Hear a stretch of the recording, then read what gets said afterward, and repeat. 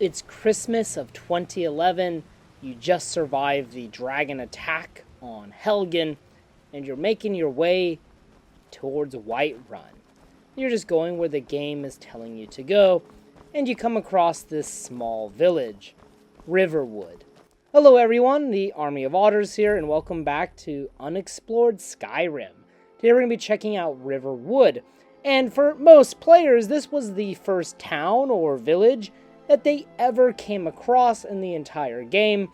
Well, besides Helgen, but Helgen was literally burned to the ground by a evil world-eating dragon. Riverwood, on the other hand, was spared such destruction and remains a peaceful and good place for the player to go at the very beginning. There's a lot of interesting quests and interesting characters within Riverwood. Now, I'm pretty sure that almost all Skyrim players are very familiar with Riverwood and the quests within it. So I hope to provide some interesting facts or just interesting secrets that you may or might not have known. And we will also be looking at Bleak Falls Barrow, which, is also part of the beginning of the game, necessary for the main quest. So I'm sure most players are very familiar with it. So again, we'll go kind of quickly through that area, but I hope to just kind of show off some interesting things or interesting facts. I certainly learned some interesting things about Riverwood and Bleak Falls Barrow. So let's sit back, let's relax, and let's enjoy Unexplored Skyrim. And I highly doubt you need it, but here is the location of Riverwood on the map, just for your reference, south of Whiterun, north of Helgen. Now, as we enter, we'll find Hilde, and she might actually have seen the dragon attack on Helgen. At least she claims to have seen a dragon. Now, also wandering around Riverwood are chickens. I remember the first time I ever played Skyrim, I had already played Ocarina of Time as a child, one of my childhood games. And in Zelda, if you attack a chicken, well, the chickens attack you and murder you. However, in Skyrim, if you kill the chicken, just all hell breaks loose. Everybody will turn against you for the murder of a simple chicken. I've always found it humorous, and then freaking, man, he just got obliterated because, he opposed my chicken killing. However, Alvor actually is of interest to us, as he has a small little side quest where we can smith things for him, and he'll give us the materials to smith things. And this acts as a tutorial for the player to learn about smithing and how to smith, and also how to refine what you smith and make it better. Tempering. Now, it is worth mentioning that the things you smith here are pretty weak, but it is a good tutorial, and it's free XP, so hey, why not? I never knew about this in the past. This came as a surprise to me, but it is pretty cool, and then you can sell everything you make back to him. So, pretty nice way to make a little bit of gold, obviously not a lot. And once you complete this unmarked quest, which is literally just called Blacksmithing Tutorial, Alvor will actually mention the Skyforge, and that if you get your skills good enough, maybe one day yourself will be able to forge something at the Skyforge. So I just thought that was a pretty cool reference to Whiterun. Now, that is worth mentioning is Riverwood itself is highly dependent on Whiterun. Obviously, there is a lumber mill here because of the river which runs through the village. So its economy is highly reliant on lumber and producing lumber for Whiterun and the surrounding area. Now, if you head over to the eastern part of the town, there really isn't a whole lot, but there are some farms and some livestock, so we can see the people of Whiterun are farming and, making a living. Feels lived in. Skyrim does a great job at producing its villages and making them feel lived in. Now, on the eastern part of the town, there is a path and a gate. I've never really been this way, so I wanted to explore and see what there is. And if you follow this path all the way to the top, you will actually find a small bandit camp.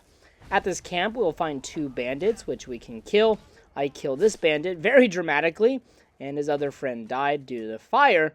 And up here, we can actually find a book, Warrior, which will increase our block skill by 1. And located in this chest are various loot. There's also a skeever that is being roasted, and a cooking pot for all of your skeever delights. Now, if we keep following the path, we'll eventually just come to a fork in the road. Also some foxes that we can murder. But eventually you'll come to a fork in the road. And this fork is where normally I would go left. Now, if you go up the road even more, you'll come to Helgen. So I just never went down the path that takes you to Riverwood's eastern gate. While I was exploring and just checking it out, I found out this dog was completely glitched. Don't know why or how this happened, but I found it to be highly amusing, so I hope you do too. And also worth mentioning is outside of the tavern you can find Embry, which is kind of like the town drunk, and occasionally he'll ask you, I hope I don't owe you money, or something along those lines. And if we head on over to the lumber mill, we'll find our good friend Fendal. And Fendal, Sven, and Camilla are in a bit of a love triangle. Fendal and Sven both have a thing for Camilla, and if you talk to Fendal, he'll ask you to deliver this letter to Camilla, which is obviously a forgery from, according to him, Sven, and it's designed to make Camilla like Fendal. Now, you can actually train your archery with Fendal, and he can even be your follower. He can follow you around and help you out, which is kind of interesting, but you have to support him, or you have to help him in the quest. Otherwise, he will, well, hate you, obviously. Now, if you go to Sven, you can tell him about the letter, or vice versa. And if you tell him about the letter, he'll take Fendal's letter from you. However, you can actually pickpocket the letter back from Sven, and then deliver both letters to Camilla. This is something that never crossed my mind, but it is possible, and I thought it was kind of interesting. Here you can see me stealing back Sven's letter. I went to Camilla and told her the truth about both of the guys. However, very interestingly enough, that it doesn't actually affect my relationship with either guy. While they both will say rude things to me when I initiate the conversation with them, actually, they will still talk to me. Fendal will still be my follower, and he'll still train me in archery, and Sven is still kind to me in other parts of the dialogue, which I just thought was kind of funny. Obviously, when you first enter the Riverwood Trader, you'll find Camilla and her brother arguing with each other about the fact that the Golden Claw was stolen. I'm sure many players are familiar with this interaction. It's extremely famous, but I do want to talk more about the Golden Claw later. For now, here's my interaction with Fendal. He says, you want to talk to me after everything you've done? And it's like, hey, you can follow me. Or, hey, maybe I want some more archery training. Very interesting that he's not, like, super pissed off, only a little bit pissed off. Maybe both guys recognize the error of their ways in this part of the quest, or in this way to complete the quest. Not sure. Sven also says you're nothing but trouble, but he's still willing to chat with us about other things, so he's pretty nice. I went back to the Riverwood Trader, and I found Camilla completely glitched in the table. I thought this was really funny, really amusing, but she would later leave once I started the Golden Claw quest. Now, if you talk to Lucan Valerius, he will talk to you about the Golden Claw, and that it was stolen. You can then offer to help find the claw, which Lucan is very happy about, and after this, Camilla will offer to show you out of town towards Bleak Falls Barrow. However, for whatever reason, maybe it's because of the way I completed the Love Triangle quest, Camilla completely glitched out. She wouldn't go very far before turning around and just staring at me. It took us almost 3 minutes to reach the edge of town, and for her to complete all of her dialogue. I don't know why it was so glitched out, or why the quest was operating like this, but whatever the reason, it was kind of funny. Now, the reason I'm showing all this, even though most players are familiar with it, is, well, because simply, I wanted to show you a unique dialogue that takes place if Camilla dies. So I did a sneak attack on her, killing her, leaving no witnesses, and then I made my way all the way to Bleak Falls Barrow. Now, this is all fast forward because I literally just ran past all of the enemies as fast as I could. So, you know, I did a speed run of Bleak Falls Barrow. It's pretty easy, actually, to just run past enemies in Skyrim because, well, they don't have any ranged weapons for the most part. Of course, there's magic and archery, but it's not so accurate when you just have, like, this guy running through the map like crazy. And with Camilla dead, upon returning the Golden Claw, we'll get some unique dialogue. Did you find anything? Thanks. I only wish Camilla was here to see it. Here, take this. You've done a good thing for the Riverwood Trader. However, completing the quest in this fashion is a bit sad and actually bad for a future video of mine. So let's do it the proper way without Camilla dying. So now we're going to take a full look at Bleak Falls Barrow. Now I want to mention, as you make your way towards Riverwood Folly, which is this small tower above Riverwood, you get some very beautiful views of the White River and Riverwood in general and the surrounding area. Now, inside of Riverwood Folly, there really isn't a whole lot. It's just an unmarked small tower that, again, is kind of meant to act as a tutorial for the player for the various towers and fortresses you find across Skyrim. At the top, there is a chest with some random loot that is of interest to us. Now, as you approach Bleak Falls Barrow, there's going to be a lot of bandits, and you're going to want to kill those bandits, obviously, or just run past them like I did earlier. However you want to deal with it, you deal with it how you choose. Now, I'm sure most players are familiar with Bleak Falls Barrow, so I'm going to go very quickly through this place, just pointing out things of interest. So that's why most of this will just be fast, and that way you don't have to, be bored about stuff you already know. Now, as you come into this room, as I'm sure you're aware, if you don't attack this bandit, he will be killed by the trap, which he activates by accident. You have to input the right combination to get through the gate. Now, in the other room, on this table, we can actually find a skill book and a potion of healing, Thief, which will increase our pickpocket skill by 1, so a really good find. Later, we can find Arvel the Swift, and he is the one who stole the Golden Claw, with a plan to dive further into Bleak Falls Barrow, because you need the Golden Claw, which is actually a key. However, no matter how much charisma he has or how sly his words are, he'll always turn against you.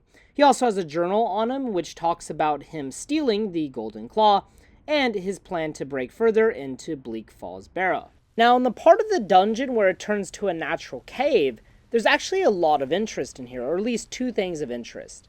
When you are a low level, or more specifically below level 18, as most players are when they transverse this cave, there's just this Draugr down here. For me, it was a restless Draugr, pretty easy to kill, a little bit of time maybe, but for the most part, easy to kill, especially with a follower.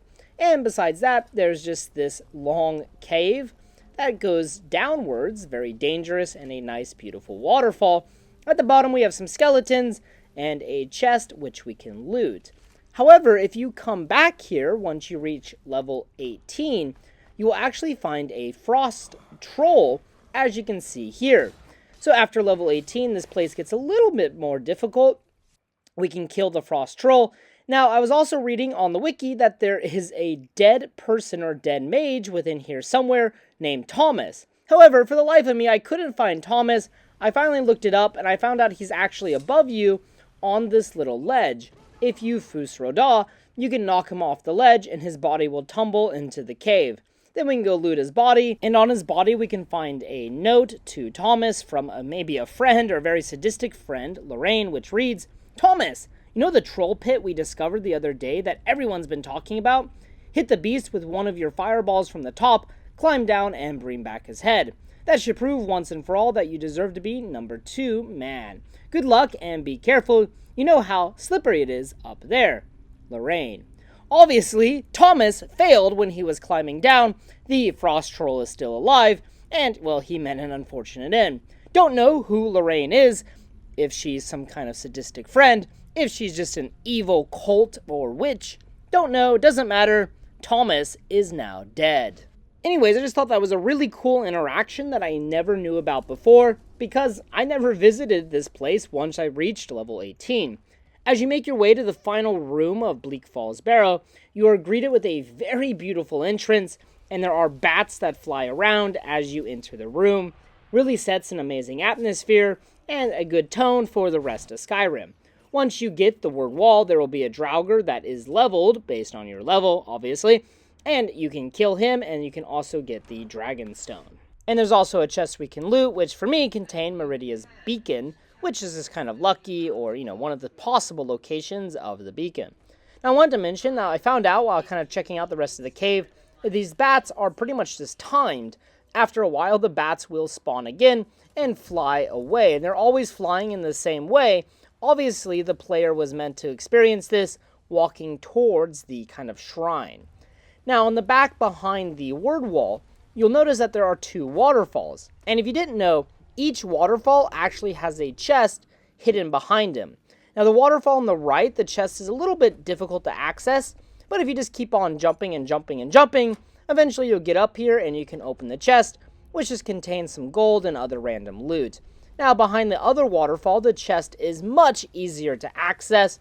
Just walk behind, and you'll find the chest. This one is not locked and also contains gold, a random weapon, and other random loot. After this, we can get the normal dialogue for returning the Golden Claw back to Lucan. You found it! There it is! Strange. It seems smaller than I remember. Funny thing, huh?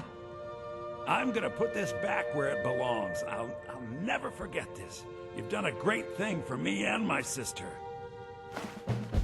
Now, the Golden Claw is not the only treasure of note within Riverwood. If you head just south of the Guardian Stones, you can find this small bandit camp. And if you kill all of the bandits within the camp, which for me, there was 3 of them. Also, the camp is a little bit hard to find, but if you kill all of the bandits, one of them will have a treasure map on their dead body. Definitely want to pick this up. Now, killing these bandits for me was pretty easy, because they were all just basic level bandits, but they'll probably level as the player levels. There's also a satchel that had a lockpick and gold in it, and there's also a coin purse on the tree stump, and one of the bandits will have the treasure map 1, and the map itself shows Riverwood, obviously, and the location of the chest within a tree trunk.